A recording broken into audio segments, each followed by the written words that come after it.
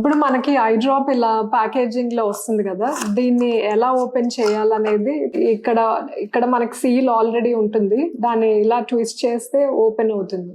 ఈ కొన్నిట్లో ఈ రింగ్ వచ్చేస్తుంది, కొన్నిట్లో రాదు. రింగ్ వచ్చిన వాటికి రింగ్ తీసేయాలి. తీసాక ఇదే మూతని టైట్ గా ట్విస్ట్ చేయాలి. ఇట్లా టైట్ గా ట్విస్ట్ చేస్తే ఓపెన్ అవుతుంది. ఓపెన్ అయ్యాక మనం ఇలా ఉంచి డ్రాప్ వస్తుందా లేదా చెక్ చేసుకోవాలి.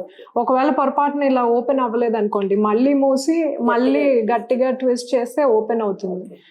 ఈ టిప్ కన్ను దగ్గరికి వెళ్తుంది కాబట్టి దీన్ని మనం చేతితో కానీ వేలుతో కానీ అస్సలు ముట్టుకోకూడదు. ఇది ఆపరేషన్ చేసిన కన్ను దగ్గరికి వెళ్తుంది కాబట్టి చాలా స్టెరైల్ గా ఉంచాలి. మళ్ళీ క్యాప్ మూసేసి ఇంకా స్టోర్ చేసుకోవటమే.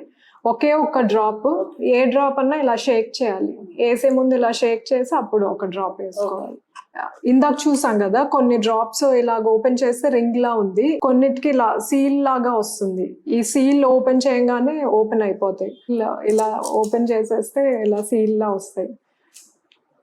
ఇది కూడా అంతే, ఓపెన్ చేశాక షేక్ చేసి జస్ట్ ఒక డ్రాప్, ఇది డైరెక్ట్ గా వచ్చేస్తుంది. ఈ సీల్ ఓపెన్ చేయగానే డైరెక్ట్ ఓపెన్ ఉంటాయి. దీనికి ట్విస్టింగ్ ఇవేం అవసరం లేదు.